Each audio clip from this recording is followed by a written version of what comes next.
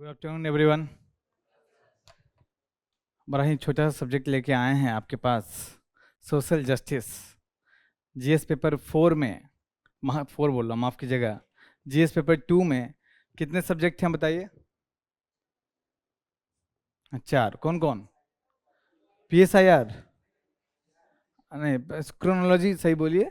Constitution and polity एक subject, governance, social justice और IR. Polity और गवर्नेंस के क्वेश्चन डिस्कस आपके हो चुके हैं। कितने सवाल थे? 14 सवाल थे। हाँ, नहीं, पॉलिटी और गवर्नेंस में कितने सवाल थे? 14 सवाल थे, काफ़ी सवाल थे। उसके बाद 2 सवाल जो है वो सोशल जस्टिस का, मात्र 2 सवाल जिसका मैं डिस्कशन लूँगा, और 4 सवाल और बचा है जो नवाब सर आके आईआर का डिस्कशन करेंगे। ठीक है, तो सबसे पहले 2 ही सवाल है, कम समय लगेगा, आराम से देखिए, कुछ सीखने को मिलेगा आपको। सोशल जस्टिस याद रखिए, सोशल जस्टिस जो है, सामाजिक न्याय जो है, सोसाइटी से एकदम इंटर रिलेटेड है। इस बार सोसाइटी में काफी सवाल पूछे गए। कितने सवाल पूछे गए? 6। आज पूछे गए 6 8। ऐसे देखो, 1-2 सवाल तो हर सब्जेक्ट वाले क्लेम करते हैं मेरा है कि मेरा है। अशोक सर एक गवर्नेंस का डिस्कस कर रहे थे, बोले नहीं तो मेरा है सोशल जस्टिस का। तो वो 6 सवाल पूछे गए हैं, जो 4-5 सवाल से 1-2 ज्यादा है ना। तो सोशल जस्टिस का वहां भी आपको एंगल मिलता है, लेकिन जीएस पेपर 2 में सोशल जस्टिस जो सिलेबस है आपका सोशल जस्टिस का, उस सिलेबस से आप देखिएगा तो अपने क्वेश्चन पढ़ के आप आए हैं, एक बार रीडिंग दिया है, रीडिंग ठीक है। अब इसमें यही सिलेबस है। एक तो है समाज के जो सुवेद्य वर्ग हैं उनके लिए सरकार उनके न्याय के लिए क्या प्रयास कर रही है, एक तो यही है, जिसमें योजना है, कार्यक्रम है, संगठन है। समाज के जो सुवेद्य वर्ग हैं, महिला है, एससी है, एसटी है, दिव्यांग है, एलजीबीटीक्यू कम्युनिटी है, जिसमें ट्रांसजेंडर भी ऑब्वियसली आता है, उन सब के लिए सरकार क्या प्रयास कर रही है। वृद्धजन है ना। इससे इस बार एक भी सवाल जीएस पेपर 2 में नहीं आया है। ठीक है, हर साल एक सवाल रहता था, लेकिन इस बार नहीं है, कोई बात नहीं। दूसरा है स्वास्थ्य, शिक्षा, मानव संसाधन से संबंधित सामाजिक क्षेत्र सेवाओं के विकास और प्रबंधन से संबंधित विषय। और अगला टॉपिक क्या है? गरीबी और भूख से संबंधित विषय। यही है ना, 3 टॉपिक। आपके 2 सवाल पूछे गए हैं, क्वेश्चन नंबर 7 और क्वेश्चन नंबर 17। आईआर का क्या है कि 9, 10, 19, 20 हमेशा नीचे बैठा रहता है। 4 सवाल तो फिक्स है, 2 10 नंबरिया और 2 15 नंबरिया। इसमें जो है आपका इससे नहीं पूछा गया, एक यहाँ और एक यहाँ से सवाल पूछा गया।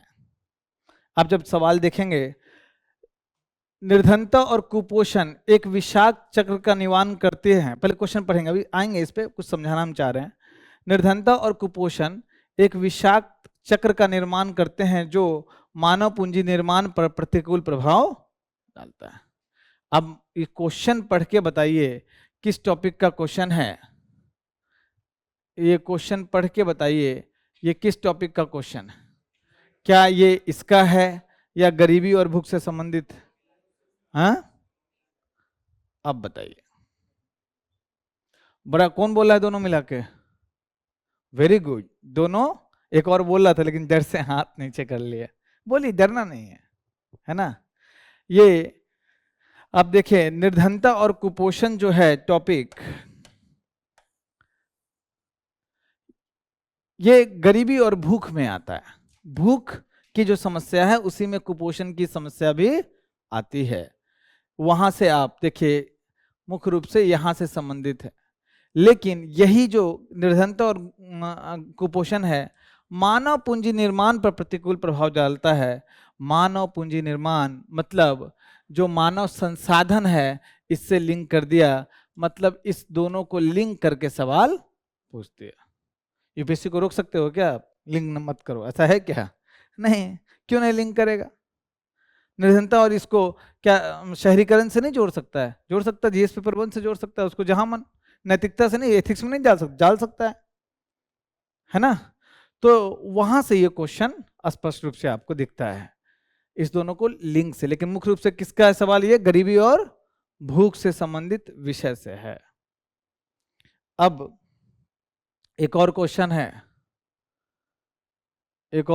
है, वो है क्वेश्चन लोक स्वास्थ्य देखभाल प्रणाली जैसे महत्वपूर्ण क्षेत्र में राज्य को उस व्यवस्था के बाजारीकरण के दुष्प्रभावों को रोकने के लिए व्यापक भूमिका निभानी चाहिए। कुछ ऐसे उपाय सुझाइए जिनके माध्यम से राज्य लोक स्वास्थ्य देखभाल प्रणाली के पहुंच का विस्तार तृणमूल स्तर तक कर सके। तृणमूल मतलब ग्रास रूट, जमीनी स्तर तक कर सके। ये जो क्वेश्चन है, मैं आपसे पूछता हूं, सिलेबस में कहां से है? ये सिलेबस में कहां पे देख रहे हैं? क्वेश्चन का टॉपिक क्या है? क्वेश्चन का टॉपिक क्या था अभी? लोक स्वास्थ्य देखभाल। इंग्लिश में पढ़ो, ज्यादा दिक्कत है तो। Public health care system. Syllabus में कहां से है बताइए? दूसरे टॉपिक पे स्वास्थ्य साफ साफ दिया हुआ है, वहीं से स्वास्थ्य से संबंधित विषय है ना? मैं हर क्लास में हमेशा आपको बोलता हूं पीवाईक्यू पीवाईक्यू पीवाईक्यू। अब देखो जरा, क्यों मैं बोलता हूं पीवाईक्यू? जरा क्वेश्चन नंबर 17 पे आएंगे।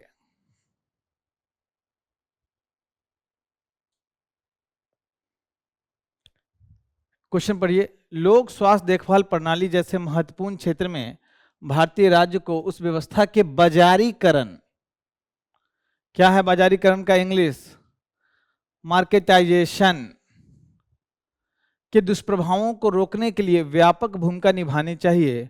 कुछ ऐसे उपाय सुझाइए जिसके माध्यम से राज्य पब्लिक हेल्थ इंफ्रा जो सिस्टम है उसको जमीनी स्तर तक पहुंचा सके।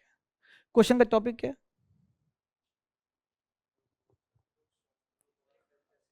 पब्लिक हेल्थ का सिस्टम। हाँ, टॉपिक बताओ। पब्लिक हेल्थ केयर सिस्टम के बहुत सारे पार्ट्स हैं। एक तो टॉपिक का नाम पब्लिक हेल्थ केयर, उसके सब टॉपिक। क्वेश्चन को कहां से लिंक कर रहा है? नहीं, क्वेश्चन का मेन डिमांड क्या है?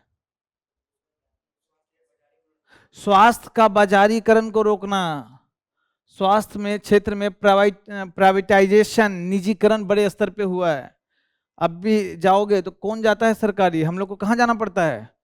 प्राइवेट में। एम्स में जाके देखो, कोई क्लास नहीं कर पाओगे, दिन भर निकल जाएगा, है ना? तो प्राइवेटाइजेशन पे पूछा है कि नहीं? अरे बोलिए जरा। देखो 2015 में सवाल आया है, public health system has limitations. सार्वजनिक स्वास्थ्य संरक्षण प्रदान करने में सार्वजनिक स्वास्थ्य प्रणाली की अपनी परिसीमाएं हैं। क्या आपके विचार में इस खाई को पाटने में निजी क्षेत्रक सहायक हो सकता है या अन्य कौन से विकल्प हैं? निजी क्षेत्र का क्या मतलब होता है, वहां मार्केटाइजेशन यूज कर दिया, यहाँ कौन सा वर्ड है, प्राइवेटाइजेशन, प्राइवेट सेक्टर को ला रहे हो, क्या मतलब हुआ, सेम टॉपिक है।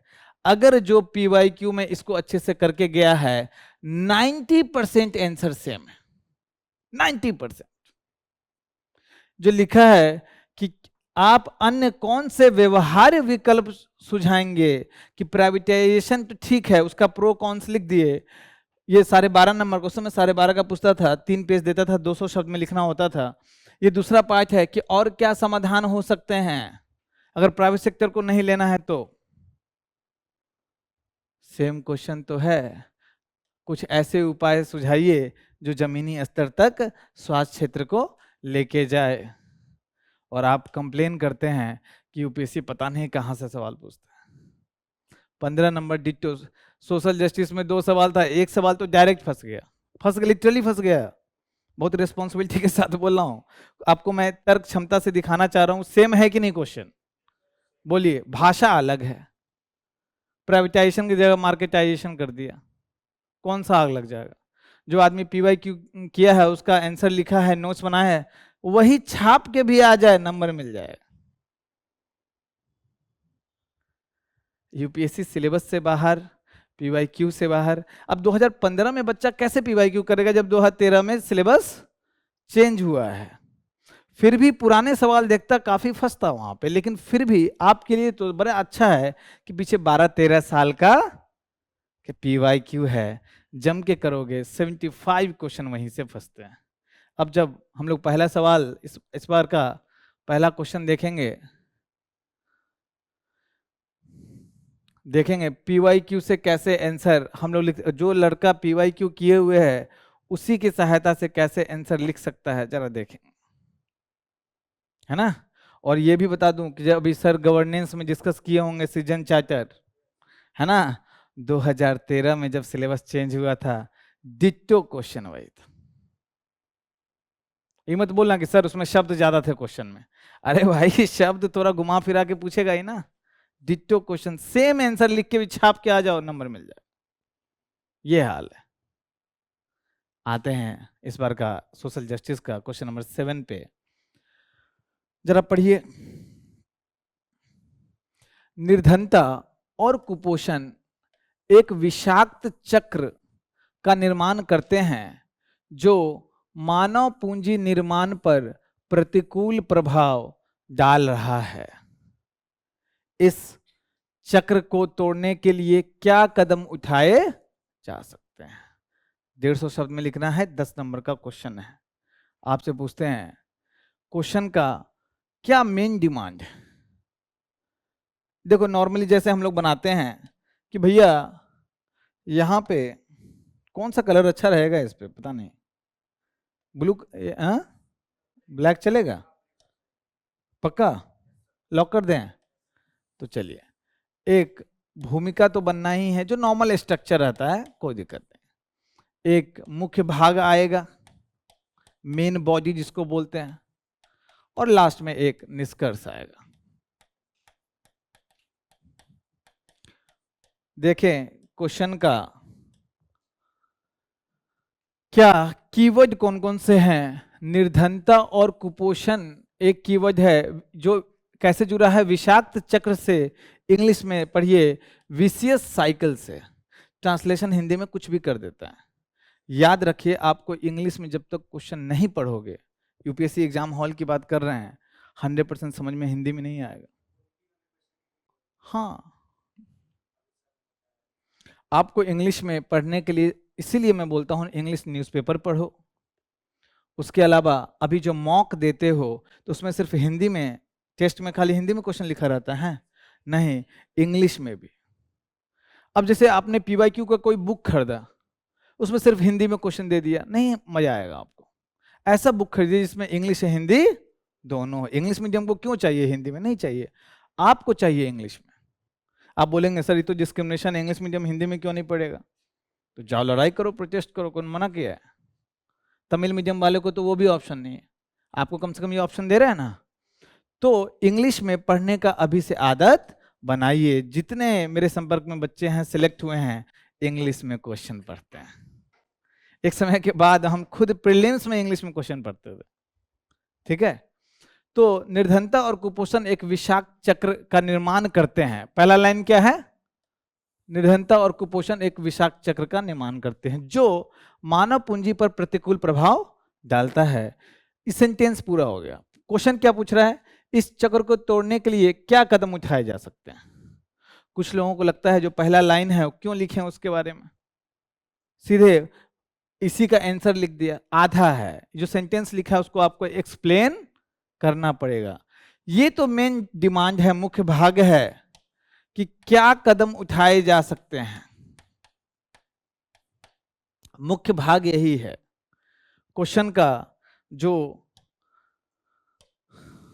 भूमिका बनेगा पहले लाइन से कि भाई निर्धनता को मैं पॉवर्टी लिख रहा हूं P और जो कुपोषण को लिख रहा हूं माल न्यूट्रिशन M।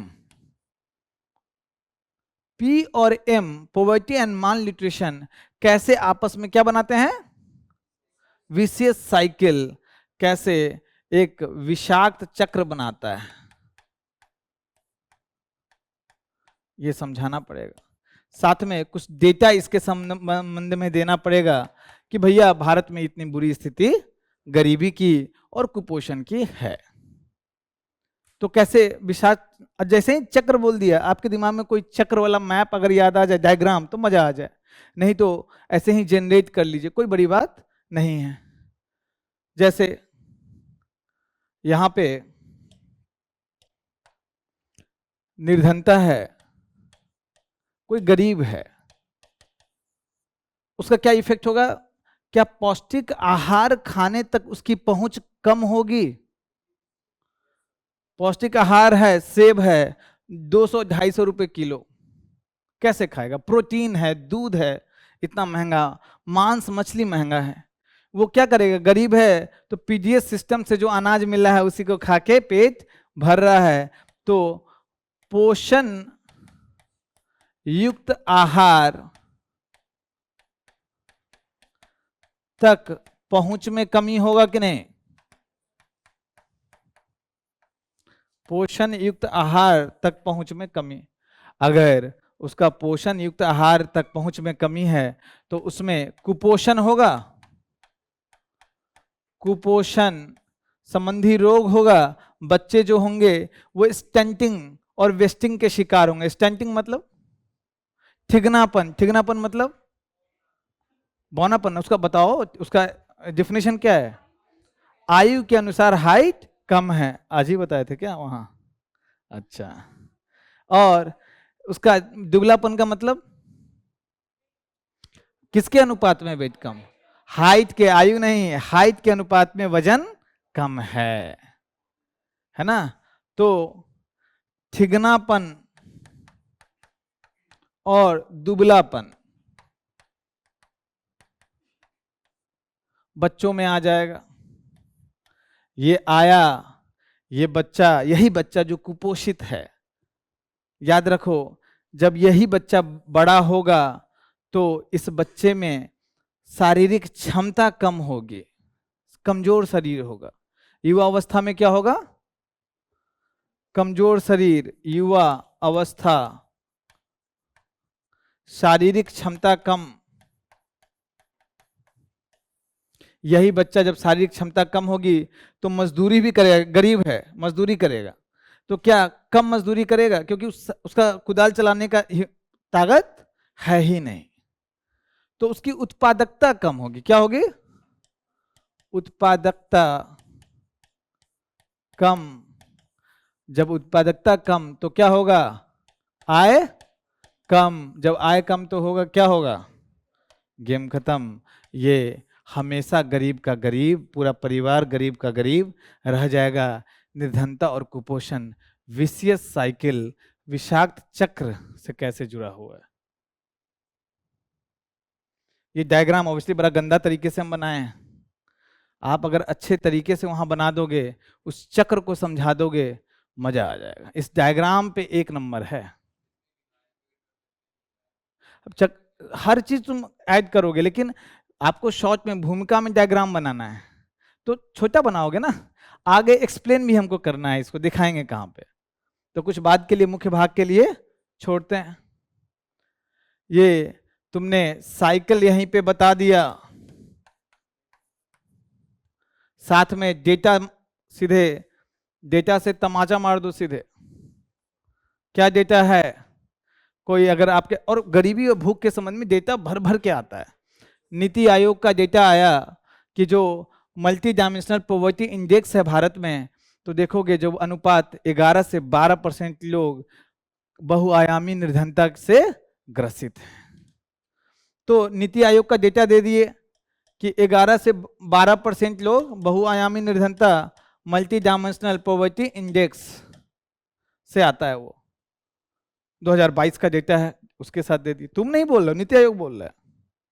उसके अलावा जो कुपोषण का डेटा दे दिए, कुपोषण का डेटा है आपका नेशनल फैमिली हेल्थ सर्वे 5, जो लेटेस्ट डेटा है 2019 का, वो उसका कहना है कि आपके यहाँ जो बच्चे हैं 35% स्टंटिंग से और 32% वेस्टिंग से ग्रसित है। आप प्रश्न पूछ सकते हैं, सर इतना डेटा कहाँ से याद करेंगे?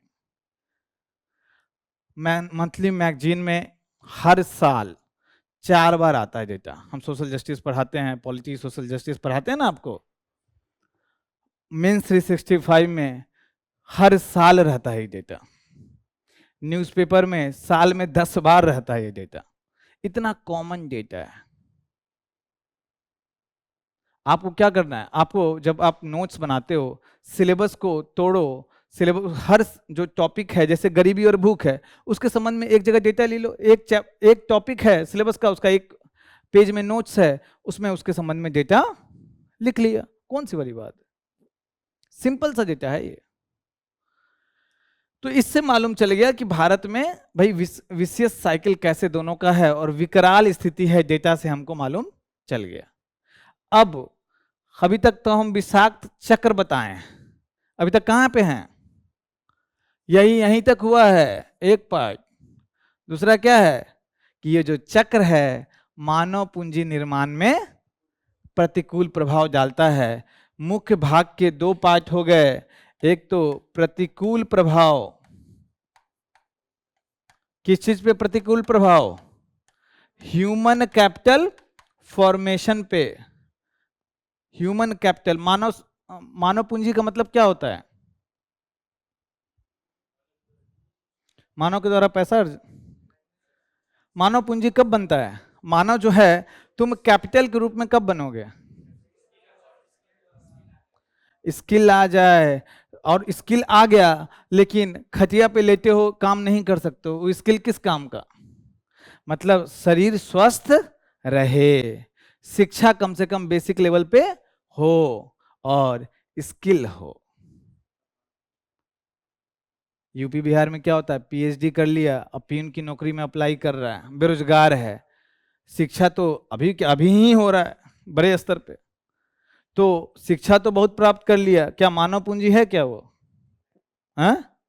हम मानव पूंजी हैं कैसे, पढ़ाने का स्किल जो भी घटिया हो या अच्छा हो डेवलप किए, उससे आय अर्जन हो रहा है। स्किल, मानव पूंजी स्किल बड़ा इंपॉर्टेंट है। तो कैसे उस पे किस पे गलत प्रभाव कर रहा है, ह्यूमन कैपिटल फॉर्मेशन पे। अब यहां पे लिखिए, पॉइंट लिखिए, बताइए कैसे गलत प्रभाव पड़ रहा है, कोई पॉइंट दीजिए आपके तरफ से। प्रोडक्टिविटी पहला, सबसे पहले कि ये विशेष साइकिल से अंतर पीढ़ीगत, ये पीढ़ी दर पीढ़ी वो गरीब रह जाएगा, रहेगा कि नहीं, और गरीब होगा तो उसमें स्वास्थ्य में खर्च करने की क्षमता, शिक्षा में खर्च करने की क्षमता, अपने बच्चे के कौशल निर्माण में खर्च करने की क्षमता घटेगी। घटेगी क्या, नहीं रहेगी। जब खाने को दिक्कत है कौन कौशल निर्माण के लिए खर्च कर रहा है, तो पीढ़ीगत निर्धनता रह जाएगी, गरीबी बहुत रहेगी। और बताइए, और क्या, एक बड़ा अच्छा पॉइंट उधर से बोल रहे थे,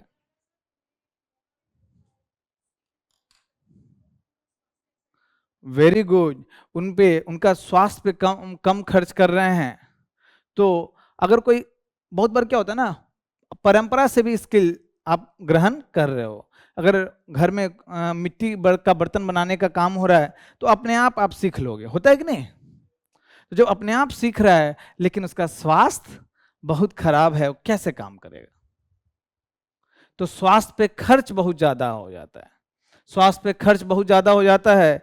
एक कॉन्सेप्ट होता है, आगे भी देखेंगे, out of pocket expenditure, pocket out of pocket खर्च बहुत ज्यादा हो जाता है। ये बताएंगे आउट ऑफ पॉकेट खर्च क्या है। इसके स्वास्थ्य पे खर्च जब बढ़ेगा तो आउट ऑफ पॉकेट खर्च ज्यादा होता है और वो निर्धनता में चला जाता है। कुछ पैसा भी है कि भाई कुछ स्वरोजगार कर लेंगे, सारा पैसा कहाँ जा रहा है? स्वास्थ्य में जा रहा है, और ये रियल में होता है।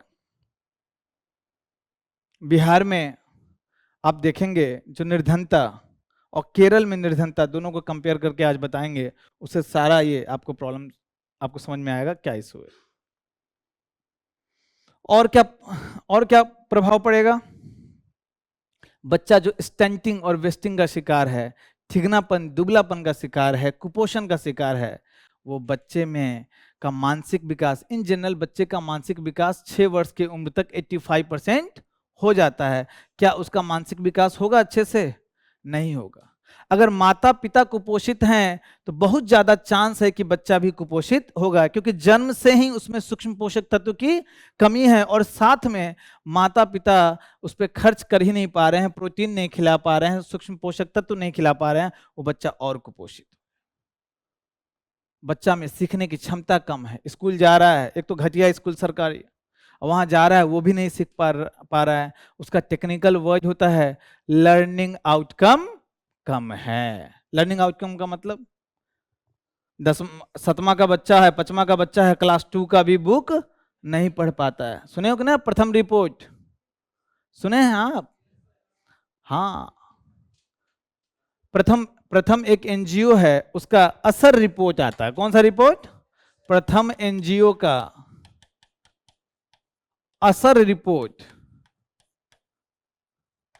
ये स्कूल में जाके बच्चों से पूछता है कि भाई किस क्लास में? 5 में, तो क्लास 2 का बुक पढ़ो। बच्चों को क्लास 2 का बुक अपनी मातृभाषा में नहीं पढ़ पाते हैं। बहुत बार दिक्कत तो ये है कि वो टीचर भी नहीं पढ़ पा रहा तो बच्चा को क्या सिखाएगा, है ना? खैर वो अलग पार्ट। जहां टीचर पढ़ पा रहे हैं, टीचर थोड़ा पढ़े हैं, बच्चे नहीं पढ़ पा रहे हैं, सिंपल जोड़ घटाओ नहीं कर पा रहे हैं। असर रिपोर्ट जैसे जहां भी इंस्पेक्शन होता है वहां घटाओ सब्सट्रैक्शन पे बहुत ज्यादा बल दिया जाता है, क्योंकि सबसे ज्यादा दिमाग वहीं लगता है, खासकर हासिल वाले में। हासिल वाला समझते हो, है ना? हाँ, तो वहां बच्चा ये जब तक उसमें तार्किकता नहीं आएगी वो समझ ही नहीं पाएगा कि वो एक उसके पास से कैसे लें। 0 से हम ऐसे 0 है और 99 घटा रहे हैं, तो इससे हम 1 हासिल कैसे लें भाई, जब 0 है उसके पास, इसके पास नहीं, तो बोले तुम इससे मांग लो, तो इससे कैसे मांग ले? बच्चे में आप अपने तरफ से मत देखिएगा, उस बच्चे के पॉइंट ऑफ व्यू से देखिए, उसका लर्निंग आउटकम जब अच्छा होगा तब ये सोच पाएगा, है ना? तो आउट ऑफ पॉकेट खर्च हो गया। जब शिक्षा अच्छा नहीं हो पा रहा है बच्चे का, भविष्य में जब वो बच्चा गरीब का बच्चा और गरीब हो जाएगा क्योंकि शिक्षा अच्छा नहीं मिला है। जब अच्छा शिक्षा नहीं होता है तो भविष्य में अवसर का विकल्प, ज्यादा विकल्प उसको नहीं मिला है। बाप और माँ मनरेगा में काम कर रहा है, उसको भी मनरेगा में काम करना पड़ेगा। समझ पा रहे हैं? और क्या दिक्कत है बताइए, और प्रतिकूल प्रभाव क्या डालता है?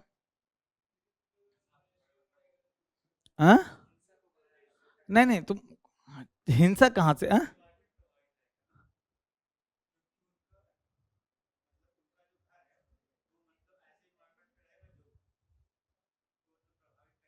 नहीं नहीं, यहां डायरेक्ट आओ, अप्रत्यक्ष वाला बिंदु मत डालो। अरे वो सब क्या है, मानव पूंजी निर्माण पे प्रतिकूल प्रभाव।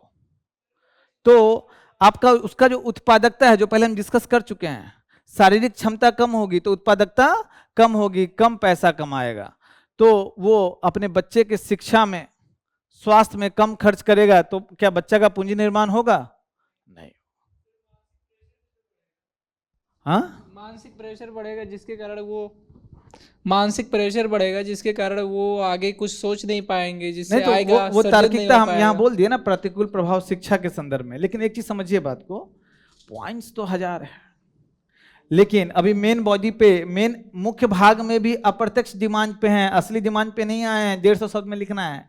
3-4 जो महत्वपूर्ण पॉइंट है 2-2 लाइन में लिख दोगे। आना कहाँ है अब आना है क्या कदम उठाए जा सकते हैं। मेन डिमांड यही है।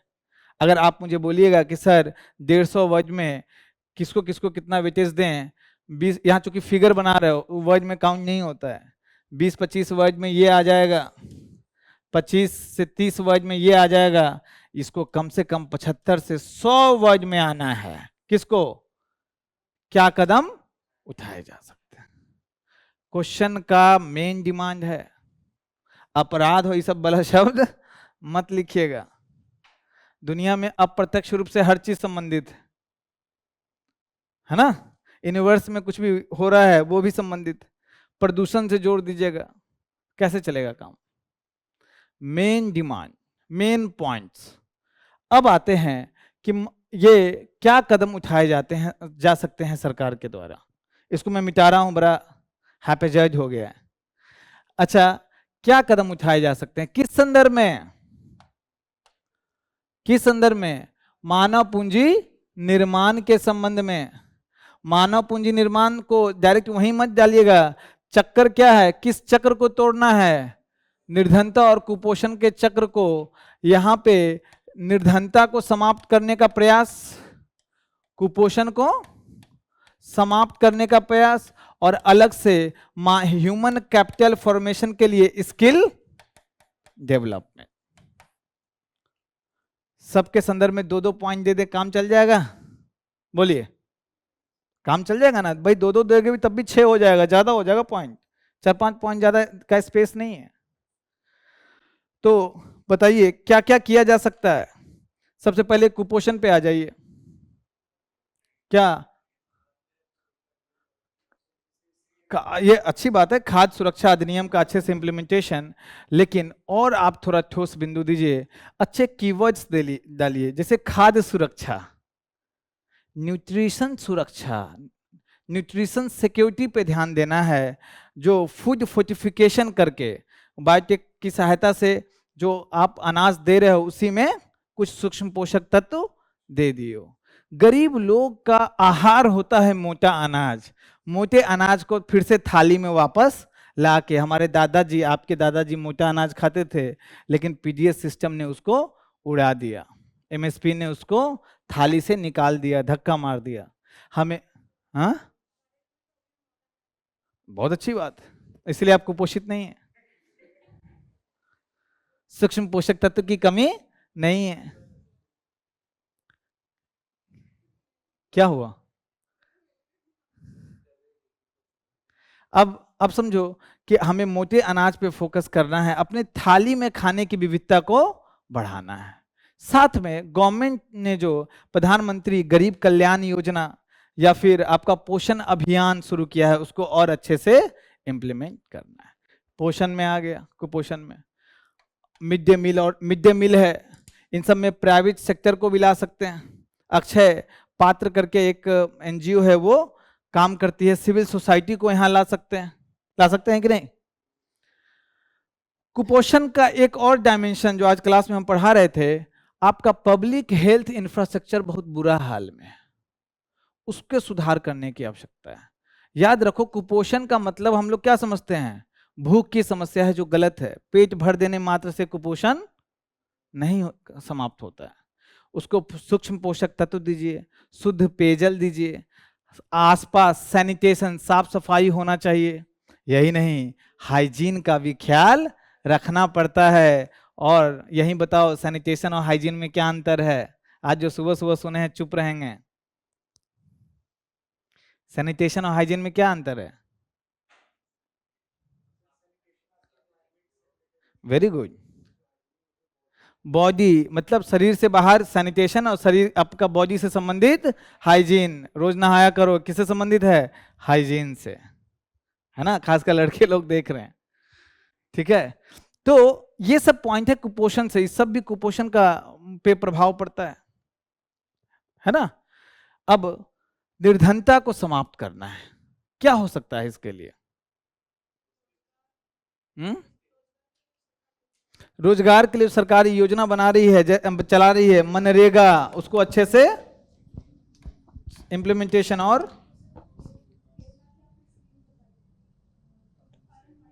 कब बताया था मैंने?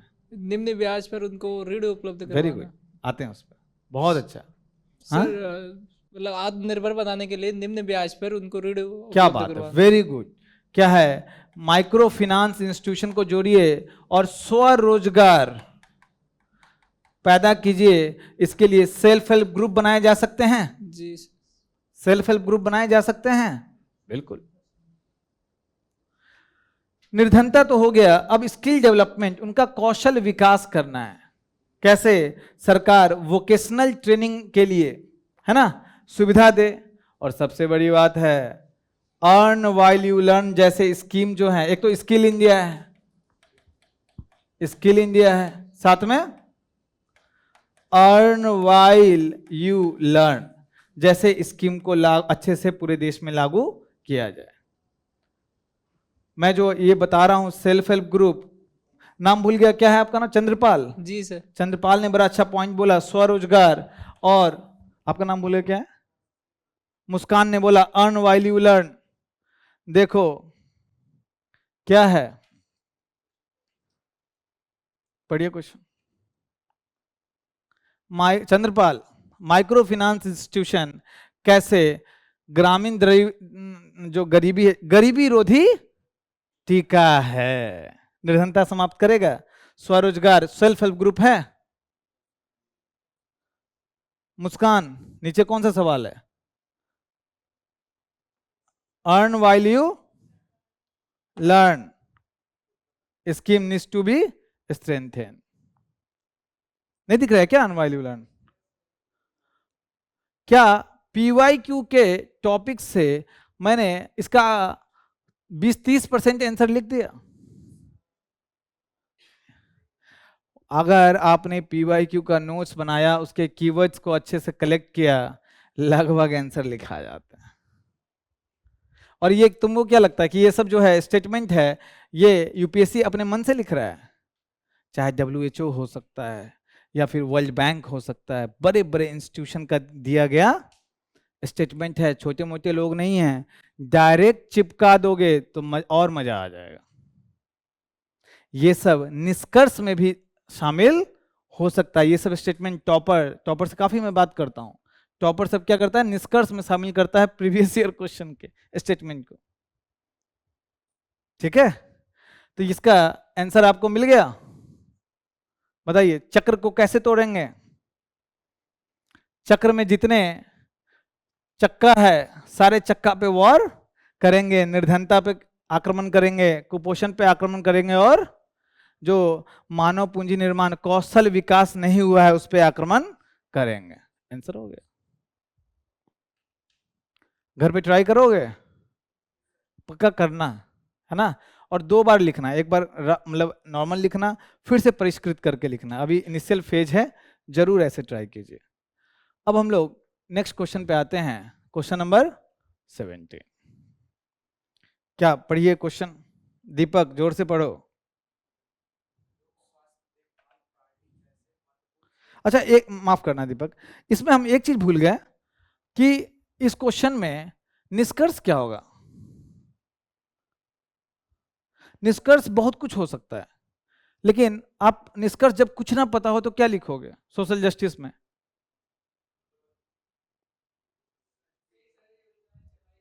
अरे तो हो गया कि उस सब योजना पे काम करने की आवश्यकता है। वेरी गुड, नाम क्या आपका?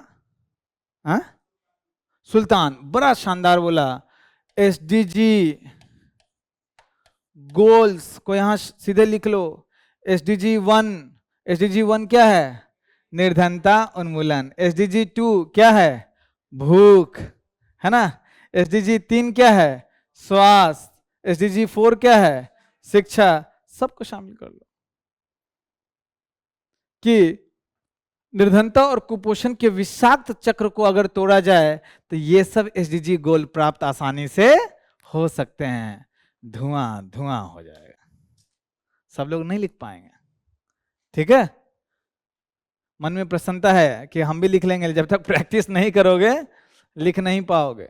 क्वेश्चन नंबर 17, दीपक शुरुआत करो।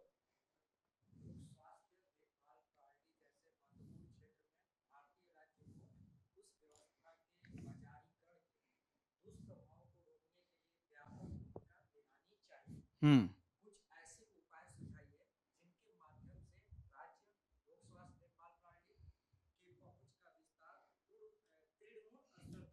कर सके, कर सके।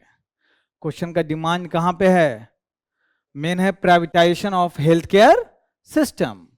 वो लोक स्वास्थ्य देखभाल प्रणाली और इसका बाजारीकरण, प्राइवेटाइजेशन, मार्केटाइजेशन, इस पे क्वेश्चन है।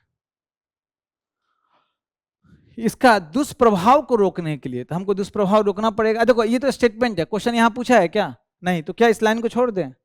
नहीं, वो हिडन डिमांड कहा जाता है इसको, छुपा हुआ डिमांड। वो भी 250 शब्द में लिखना है। तो इसको कैसे बनाएंगे? भूमिका बनाओ। भूमिका में पब्लिक हेल्थ केयर सिस्टम का बाजारीकरण, कुछ डेटा हो सीधे मार दो, उससे मालूम चल जाएगा देश में कितनी बुरी स्थिति है। उसके बाद सीधे और कहां जाएंगे? इस व्यवस्था, जो बाजारीकरण की व्यवस्था है, जो प्राइवेट सेक्टर है, निजी क्षेत्र, कहां पे आ रहा है या आ चुका है? Public health care system. अच्छा ये बताओ, निजी क्षेत्र सिर्फ बुरा ही है क्या? हाँ, थोड़ा उसमें अच्छाई भी है। तो एक, चूंकि 250 नंबर का है, तो एक पक्ष दे देंगे इसका पॉजिटिव और दूसरा पक्ष नेगेटिव। लेकिन ये भी ध्यान रखना है, सीधे दुष्प्रभाव पे टारगेट किया है। ये जो पॉजिटिव पक्ष है 1-2 लाइन में होना चाहिए, एक्सप्लेन नहीं करना है। लेकिन ये जो इसका दुष्प्रभाव है उसको डिटेल में बताना है। पॉइंट फॉर्म में दुष्प्रभाव को बता दिए।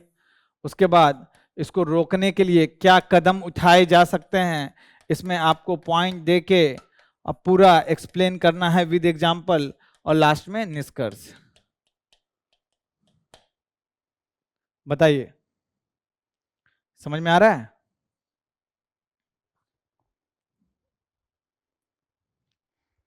कुछ डेटा है प्राइवेटाइजेशन पे आपका, बाजारीकरण पे?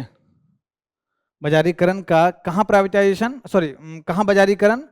Public health infrastructure. भारत कैसा राज्य है? कल्याणकारी राज्य है डीपीएसपी के तहत।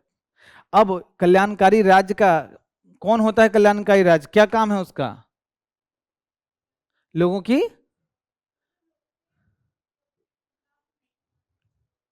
जो कम से कम मूलभूत आवश्यकताएं हैं उसको पूरा करना। वो शिक्षा है, स्वास्थ्य है, ये मिनिमम परिवहन है, ये सब मूलभूत आवश्यकताएं।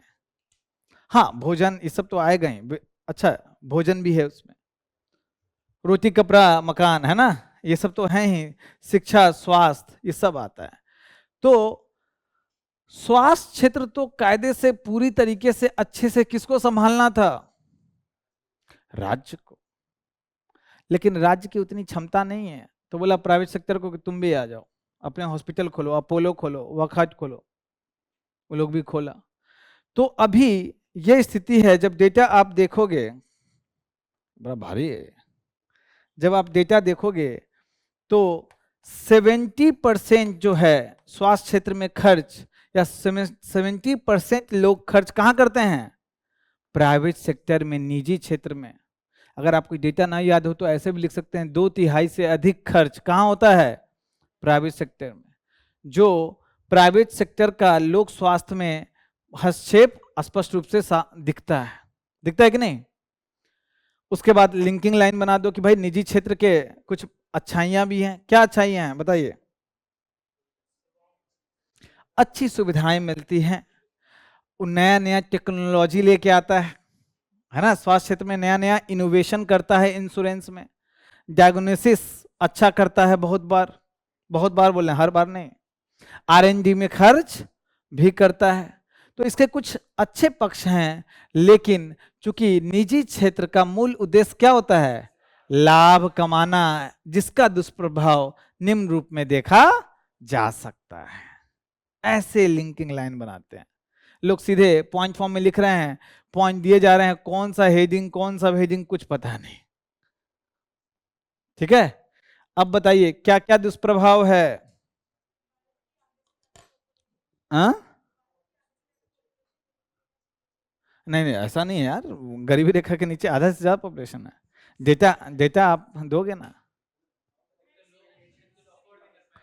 ये यहाँ खर्च बहुत ज्यादा होता है। कोई व्यक्ति पब्लिक सरकारी हॉस्पिटल में जाता है, कोई प्राइवेट में जाता है, 4 गुना अंतर है खर्च का। कितना गुना अंतर है?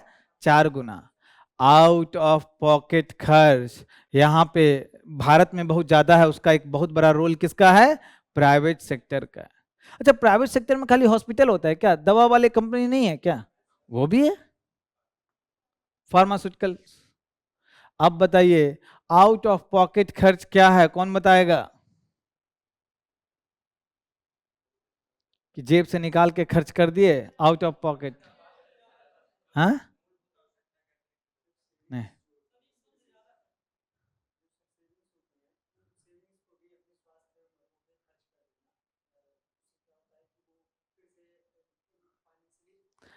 50% सही हो। अच्छा डायरेक्शन में, बहुत अप्रिशिएट कर रहे हैं आपको। कोई और पॉइंट बताइए।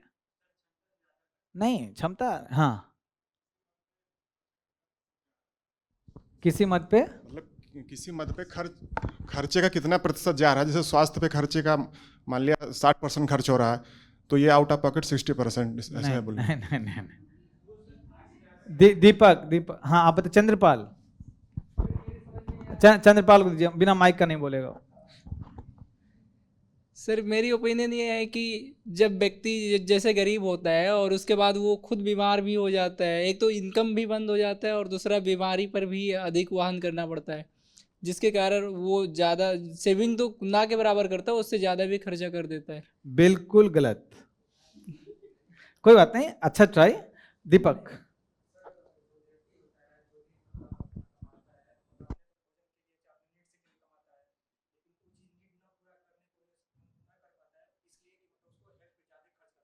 देखो ये आउट ऑफ पॉकेट गलत। हाँ हाँ हाँ,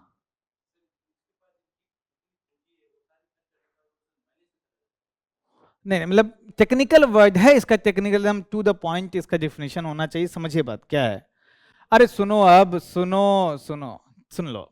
हाँ एक बार बोल दो तुम। 80-90% सही है, बहुत अच्छी बात, वेरी गुड वेरी गुड। खामखा तुमको रोक रहे थे। चलिए, अब क्या है कि मान लो कि मैं सरकारी हॉस्पिटल में गया, सरकार बोली देखो टैक्स दिए हो, तुमको फ्री में सुविधा मिल रहा है। आपको बता दूं सरकारी अस्पताल में डॉक्टर बड़ा शानदार होता है प्राइवेट की तुलना में। सच बता रहा हूँ, ये मजाक में नहीं बोल रहा हूँ।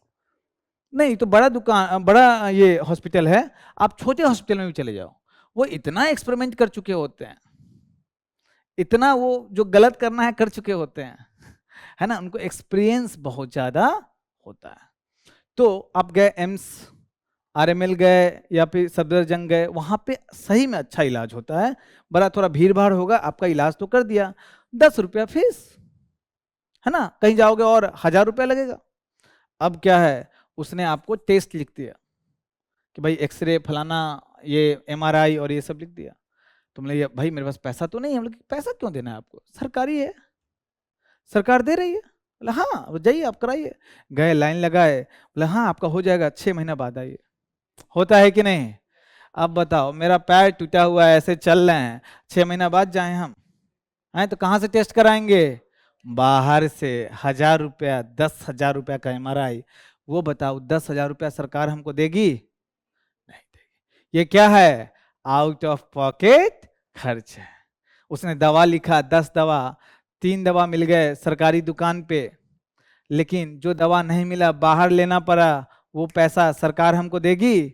नहीं देगी।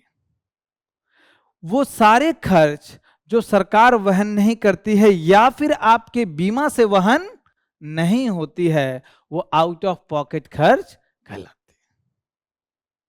निजी क्षेत्र में भी मान लो पैसा वाला भी हैं हम, और हम मेरे पास हेल्थ इंश्योरेंस है, तो हम जाएंगे वहां पे अच्छे हॉस्पिटल में, 100% कवर नहीं होता है। बहुत सारा ऐसा चीज होगा जो हमको बाहर से लाना पड़ेगा, वो बीमा कंपनी वहन नहीं करती।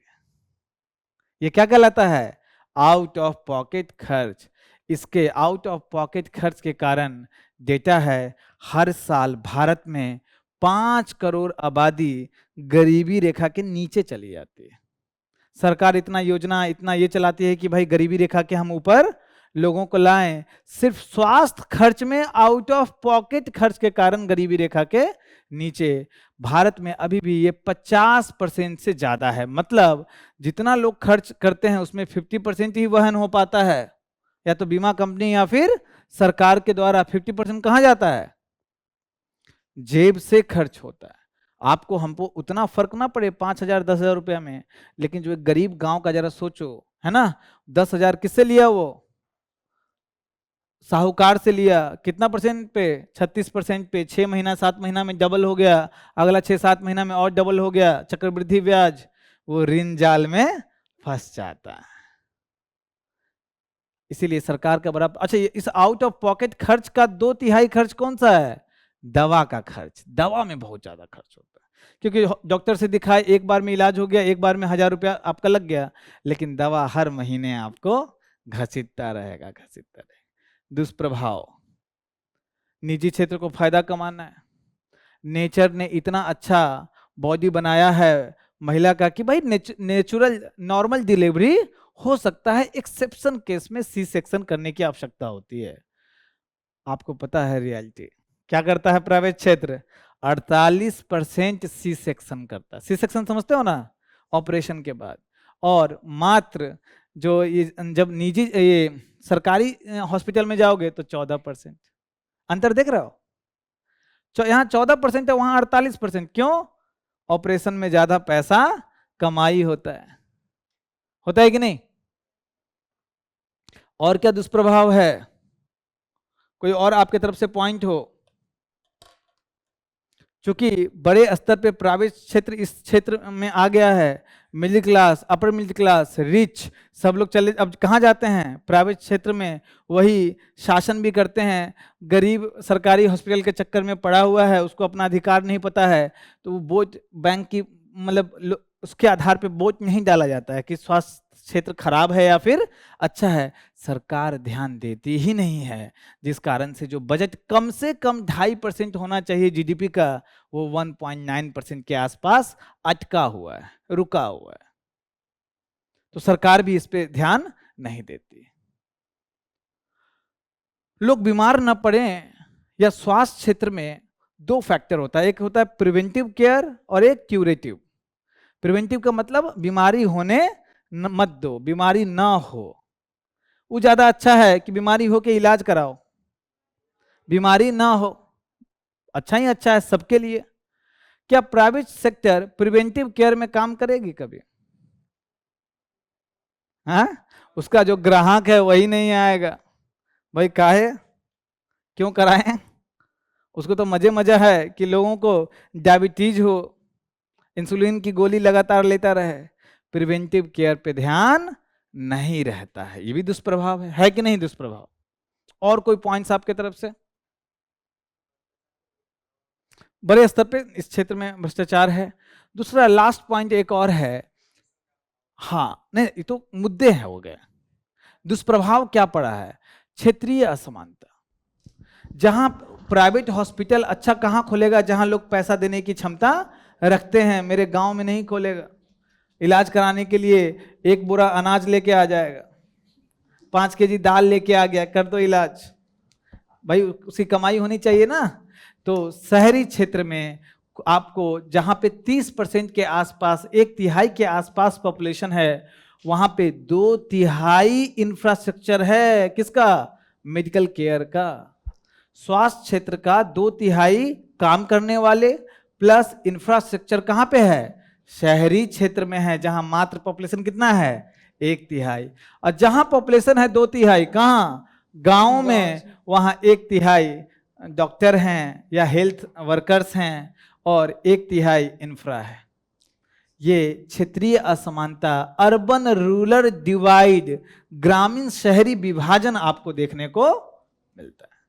सिर्फ जो गांव के लेवल पर जो प्राथमिक स्वास्थ्य सेवा केंद्र होते हैं ना, उनका भी बेहतर प्रबंधन नहीं होता है और वहां पर संचालित नहीं होता बढ़िया से, फिर उसके बाद उनको प्राइवेट में जाना तो पड़ता अब आना पड़ेगा ना इस पे। अभी आते हैं सरकार क्या कदम उठा सकती है, असला मेन बॉडी यही है, सरकार इसमें कदम क्या उठा सकती है। एक तो सबसे इंपॉर्टेंट है नेशनल हेल्थ पॉलिसी कब आया, 2017 में। उसमें बोला गया कम से कम 2.5%, कम से कम 2.5% आप किसको दीजिए, हेल्थ को दें। किसका 2.5%, जीडीपी का। सरकार कितना दे रही है, 1.9%, 0.6 कम, तो आप उसका बढ़ाइए। और उसी नेशनल हेल्थ पॉलिसी 2017 में बोला गया है जो भी आपका बजट होगा, 100 रुपया भी बजट है, उसका 2/3 किसको जाना चाहिए, प्राइमरी हेल्थ केयर को जाना चाहिए। मतलब ये जो चिकित्सा क्षेत्र है उसका त्रिस्तरीय है, primary health care, secondary health care और tertiary health care. Primary health care किसको बोलते हो, जो ब्लॉक लेवल पे, गांव लेवल पे, कम्युनिटी लेवल पे होता है। सेकेंडरी किसको बोलते हो, जो तहसील और जिला लेवल पे होता है। और टर्सरी किसको बोलते हो, कहीं पे हो लेकिन वो मेडिकल कॉलेज हो, जहां पे कुछ R&D होता है। सरकार उल्टा चलती है, टॉप टू बॉटम, जगह जगह एम्स खोल रही है, लेकिन प्राइमरी हेल्थ केयर सिस्टम जर्जर स्थिति में है। क्या चंद्रपाल, यूपी बिहार में है ना, डॉक्टर ही नहीं मिलेगा आपको।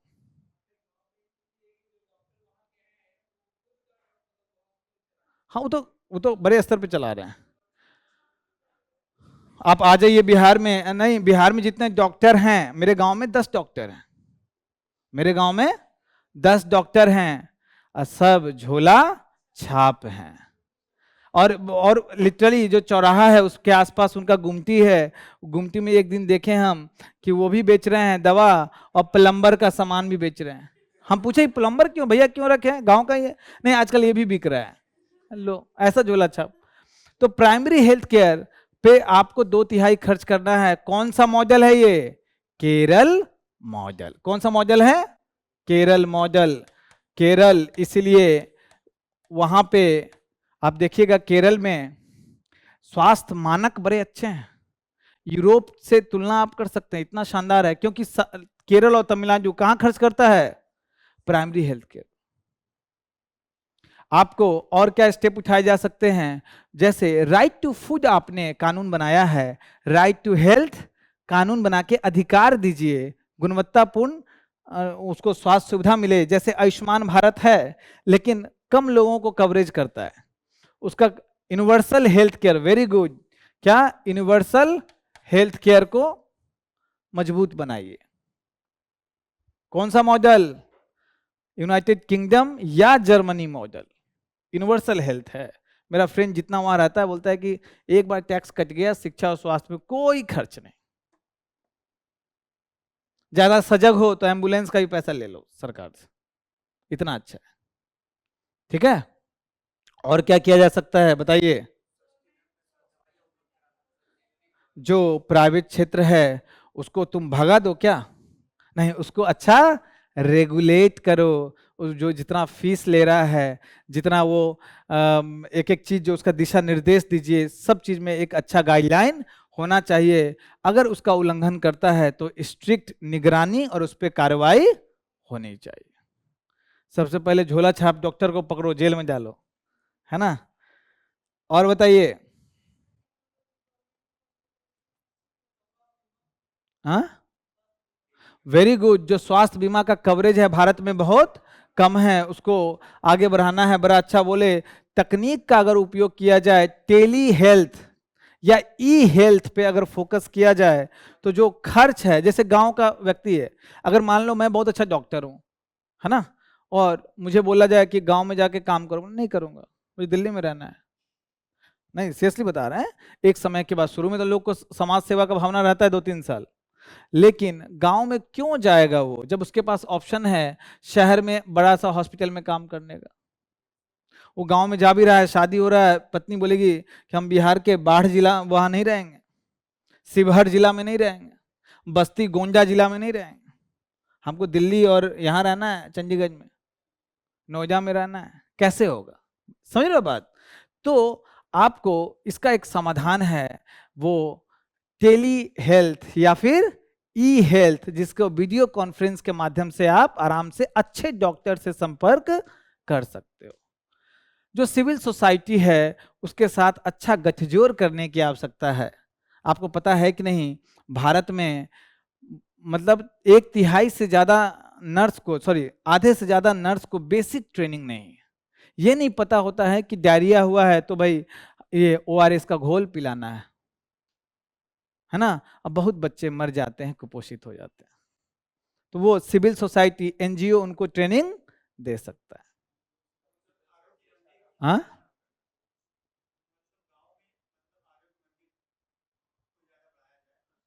आरोग्य मंदिर कहाँ का मॉडल है बताओ? तो वेरी गुड, तो सफल हुआ है, सफल हुआ हो रहा है। ये प्राइमरी हेल्थ केयर सिस्टम में मोहल्ला क्लिनिक का एग्जांपल दे सकते हो, मॉडल सक्सेसफुल मॉडल है। आरोग्य मंदिर का उन्होंने बोला इसे मॉडल है, इसी सब तो नंबर मिलता है। नहीं अब देखो उतना फाइन डिटेलिंग आपको नहीं करना, आप बजट नहीं बना रहे हो, है ना, समझ रहे हो? इंश्योरेंस कवर बढ़ाना, अब उसमें क्या टेक्निकलिटी है उस पर नहीं जाना है, पूछा नहीं है। नहीं तो ठीक है, अब ये सब चीज तो है ही आपको, इंफ्रा और ये सब है, नंबर ऑफ सीट्स बढ़ाना ये, लेकिन आपको फाइन डिटेलिंग पे नहीं जाना। हाँ हाँ ठीक है, जेनरिक दवा पे बल देना, लेकिन आपको इतना वहां लिखने का टाइम नहीं है जितना हम लोग पॉइंट डिस्कस किए हैं। बढ़िया ऐसे लिखा जाएगा, है ना। आपको 250 वर्ड में लिखना है तो थोड़ा ध्यान देना है। निष्कर्ष क्या देंगे इसमें? निष्कर्ष क्या देंगे? निष्कर्ष आएगा हमारा PYQ से, क्या आएगा? आएगा एक कल्याणकारी राज्य की नैतिक अनिवार्यता के अलावा प्राथमिक स्वास्थ्य संरचना एक धारणीय विकास की एक आवश्यक शर्त है, पूर्व शर्त है। ये भी दे दोगे, बहुत फेमस कोट है, 10 बार तो हम पढ़ा चुके हैं क्या। तो ये सब से भी आप निष्कर्ष, मैं जानबूझ के लाया हूं ताकि आप सजग हो, इन सब चीज से भी निष्कर्ष बनाए जाते हैं।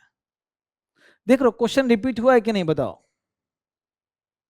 प्राइवेटाइजेशन, हाँ अब बताइए कोई सवाल आपकी तरफ से, प्रश्न हो, क्योंकि अब समाप्त होने वाला है, बोलिए। ठीक है, क्या निष्कर्ष बोले तो कि आप PYQ से, ये जो लाइन बड़ा अच्छा है ना, इसको भी सस्टेनेबल डेवलपमेंट गोल से आप जोड़ सकते हो, या फिर जो प्राइमरी हेल्थ केयर स्ट्रक्चर को लेके कोई और कॉन्फ्रेंस हुआ है उस कॉन्फ्रेंस का नाम लिख सकते हो, उसका वो कोई कोट्स है फेमस तो लिख सकते हो। इसीलिए सारे टॉपिक के आपको इंपॉर्टेंट भूमिका और निष्कर्ष बनाने होते हैं, क्योंकि वहां फिर चिपकाना आसान होता है। ठीक है, चलिए best of luck, thank you.